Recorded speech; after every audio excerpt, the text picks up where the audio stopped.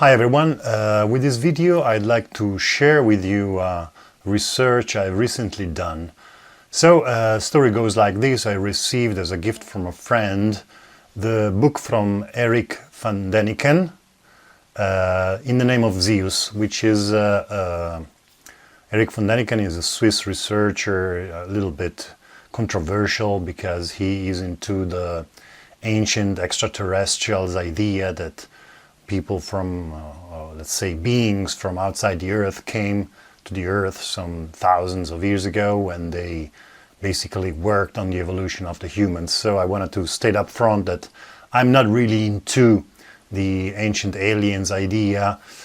I cannot exclude a possibility, but I personally have another idea on how things went in the past, and maybe I will do a video further on about it. But anyway, in this book there was an interesting story, which was the research of this Greek Air Force officer, Theophanis Manias. You cannot find a lot about him online. I've searched a little bit. There's basically two websites. This is supposed to be the man who died in 1985. He wrote a book called, at least one book, I'm not sure about others, which translated would be The Holy Geometry of the Greek and the Mathematical Structure of the Greek Language.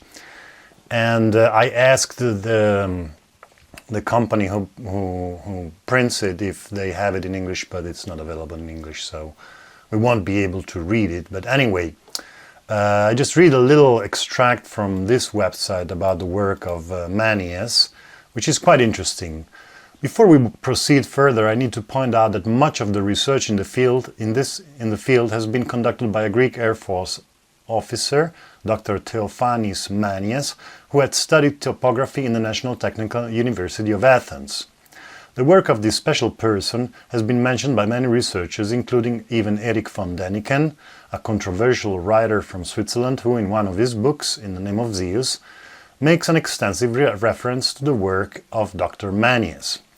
The work of Mr. Manias is actually strictly scientific, and he proves that the Pythagorean mathematics were used in the construction of all structures of the ancient world, both in terms of their dimensions as well as the geometric and geodetic relationships they had with the other structures near them, or located in distances very far away. His method is called geodetic triangulation.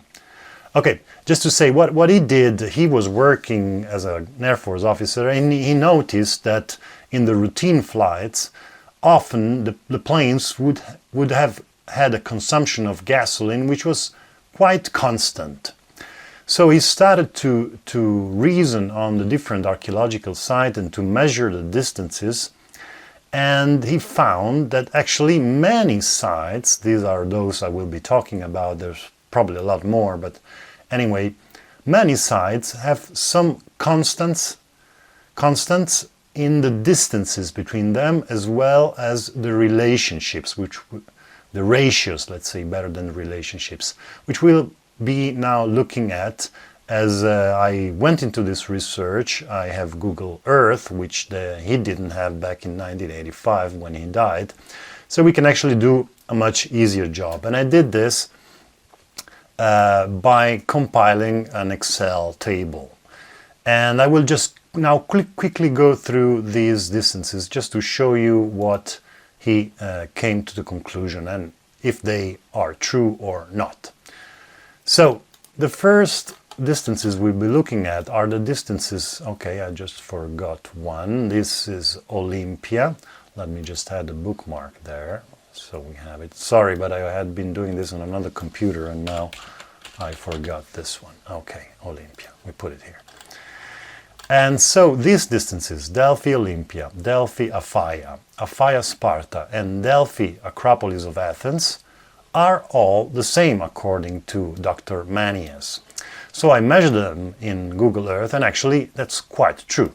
You can see Delphi Acropolis. When I write Acropolis, I mean the Acropolis of Athens. That's 121 kilometers. Delphi Olympia is 121 kilometers. Delphi Aphaia, oh sorry, that probably should be, no, Delphi Aphaia is 121 kilometers, and Aphaia Sparta, so this last one, is 123. So it's not a perfect match, but I mean, 3 of them are really constant, and they are all based on Delphi.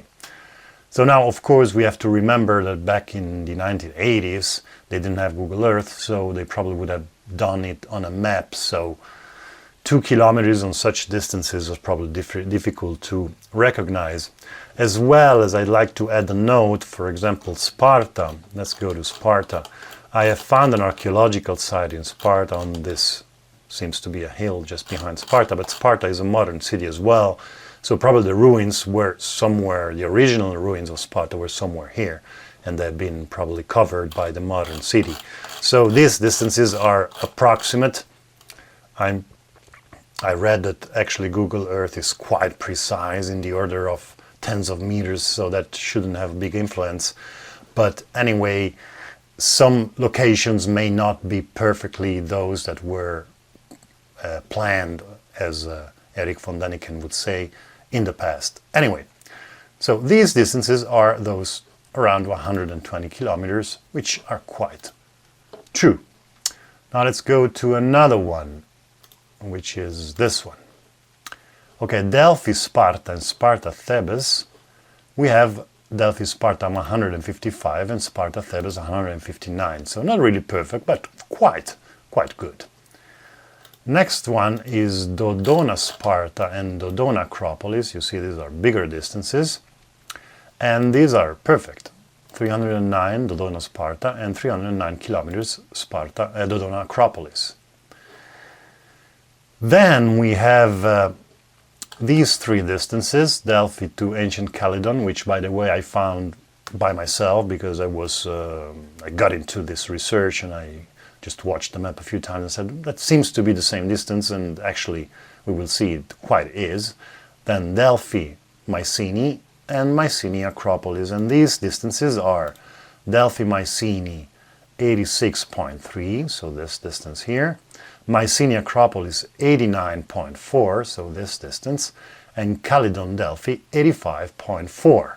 So the first and the last are actually quite close. Those that again have to do with Delphi. Then we have Delphi Gortina and Delphi Miletus. This is quite interesting because here we're going across the sea. Gortina is on the island of Crete, and Miletus is in Turkey. And even here, these distances are quite close. Delphi Gortina is 437 kilometers, and Delphi Miletus is 432. And the last one we have are these 2, which again I found by myself, Delphi Neopluron and Delphi Chalcis. Again, Chalcis is one of those places, I'm not sure exactly where it was measured from, because there's a modern city, you see. So where the ancient ruins were placed, I'm not sure nowadays. Anyway, these 2 distances are, according to my measurements on Google Earth, perfect, almost the same. 95.6 kilometers Delphi Neopluron and 95.9 kilometers Delphi Chalcis. So we see that some of this research that has been done by Mr. Manias seems to have some consistent values. Now the next part of the research was that Mr. Manias made a ratio between some distances, and he claimed to have found out that oftentimes these ratios were close to the golden mean. Now, I'm not sure if everyone knows what the golden mean is. Anyway, the golden mean is a number, basically. It's 1.618. And it's part of sacred geometry. It's supposed to have been one of the numbers of nature, meaning that nature often uses this number in the ratios of the sizes of things. And it was also taken over by the Greek. It's supposed to have been discovered by the Greek. Some say it was discovered before, because you can maybe find it also in the pyramids, but anyway, in Egypt.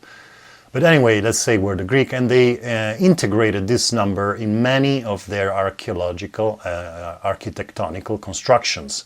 And it's still used today as well in architecture. So anyway, this number is 1.618. 1.618, and then it's got a lot of more digits after this, but let's just stop it there.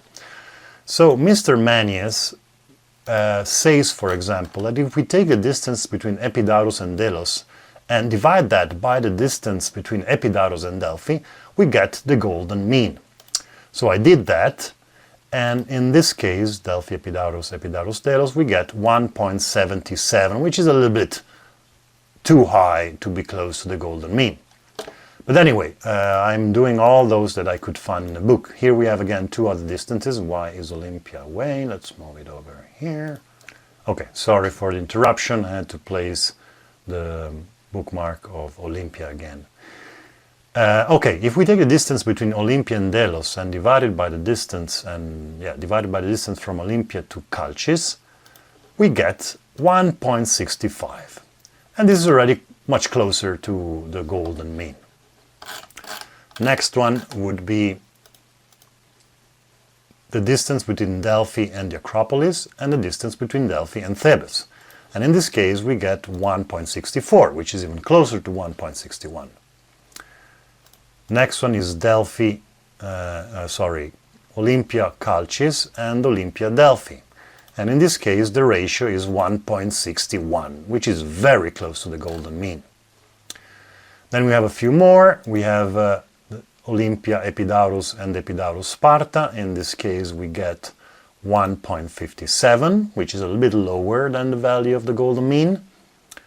Next one would be, this has a C as well in between, Delos Knossos and Delos Eleusis, which is a city not far from Athens. And in this case we get it's this one, 1.38, which is quite low. That's a little bit too low to be considered close to the golden mean. And the next one is Delphi Dodona. These are two big distances, Dodona Delphi and Dodona Acropolis. And in this case we have 1.57, which again gets closer to our value of the golden mean. And next one is Sparta Acropolis and Sparta Olympia. And in this case we get 162. This is very close to the golden mean. And the last one, which I found just when I had drawn all these lines, I was surprised that Turin seems to be on the line between Sparta and Thebes. And also the distance seemed to be somehow related to that, so I made the ratio here, and we get to 172, which is not that close to the golden mean. Anyway, it doesn't really mean a lot, but interesting, I made the average of all these values I've calculated here, and we get the average is 1.619, which, as you can see, is quite close to the golden mean. But anyway, not really getting into any reasoning beyond that. I just wanted to show you that some of the work that has been done by Dr. Maniez seems to be quite interesting.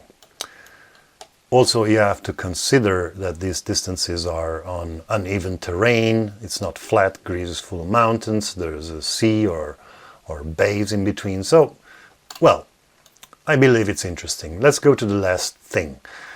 In math, we have a concept which is that of similar triangles, meaning that two triangles are considered similar when the ratio between the different sides of the triangle are constant.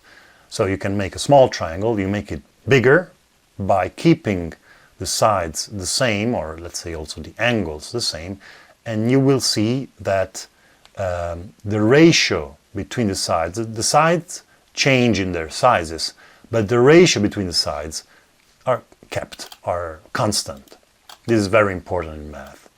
There couldn't be any trigonometry if we didn't have that. So let's take, of course, we have to reason on two triangles in this case to say if they are similar. So the first triangle he considers is Dodona, Delphi, Sparta. And here I have Dodona, Delphi, Dodona, Sparta, Delphi, Sparta. These are the distances. I've called A the first Dodona, Delphi, B Dodona, Sparta, and C Delphi, Sparta. And if we make now the ratios between these sides, so B divided by A, for example, is 1.62, A divided by C is 1.22 and B divided by C is 1.99. Let's take now a second triangle. This one is the triangle Chalcis, Delos, Knossos. By the way, I didn't know about this site, Delos, which is a small island in the sea.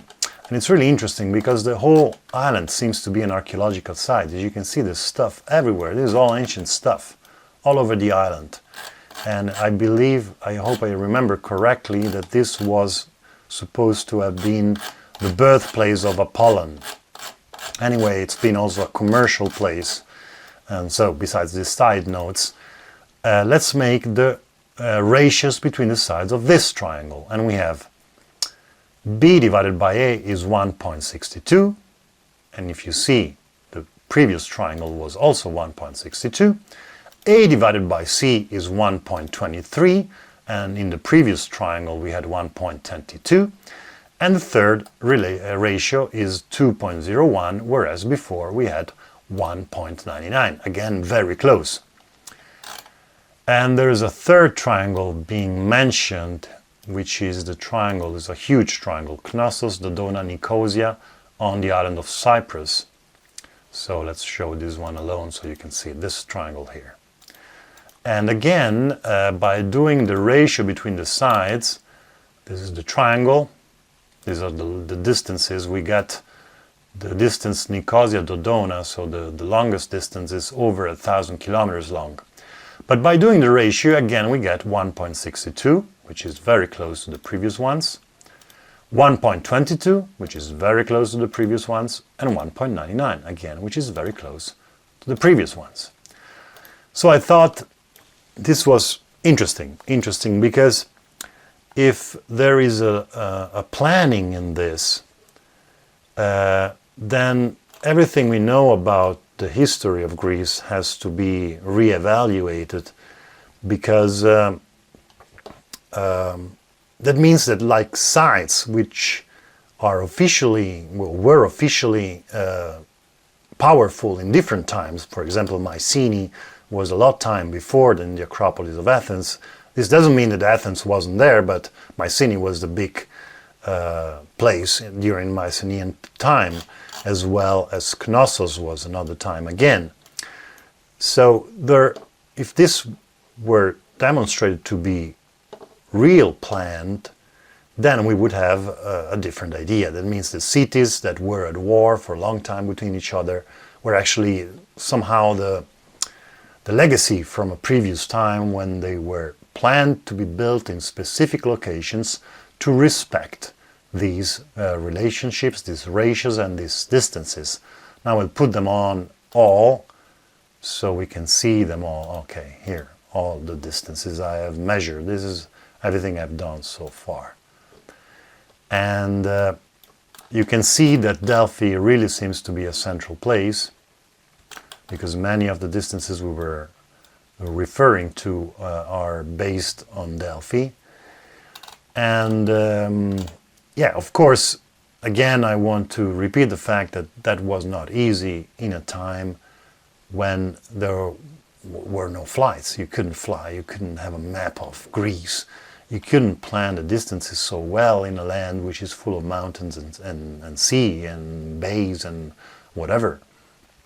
So I believe it's remarkable. It's a remarkable find. I believe it can be further studied, and I believe it may give us a clue on a time when the people living on Earth back then had another idea, because of course these were not just cities at war with each other, otherwise they wouldn't have these relationships, at least when they were originally founded.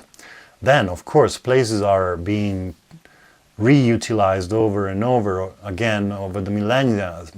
I've seen that a lot in Italy, where you can see cities still inhabited today which have polygonal walls as a base wall, then you have square block walls from the Roman time, and then you have the modern walls built in the medieval times with small bricks and small stones.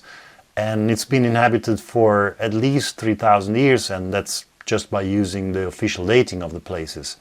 it may be a lot more. So, of course, people keep on building in places which are already inhabited over the millennia.